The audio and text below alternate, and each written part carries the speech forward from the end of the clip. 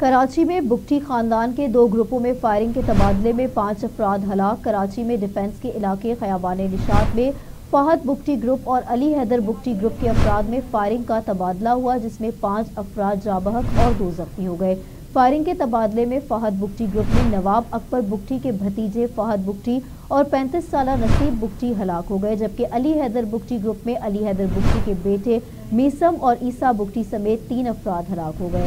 اسپتال انتظامیہ کے مطابق کراچی کے علاقے ڈیفنس میں فائرنگ کے واقعے میں ہلاک ہونے والوں کی شناخت میر میثم بگٹی، میر عیسیٰ بگٹی، علی، فہد اور نصیب اللہ کے نام سے ہوئی۔ وزیر داخلہ ضیاء النجار کا کہنا ہے کہ فائرنگ کے واقعے میں ملوث دونوں گروپوں کا تعلق نواب اکبر بگٹی کے خاندان سے تھا۔ فہد بگٹی نواب اکبر بگٹی کے بھتیجے ہیں، جبکہ علی حیدر بگٹی ان کے بھانجے ہیں۔ D I G South Asad Raza کا کہنا ہے کہ تمام افراد کو ڈیفنس کے مختلف علاقوں سے حراست میں لیا گیا۔ زیر حراست افراد سے اسلحہ بھی برآمد کیا گیا ہے۔ تفتیش جاری ہے۔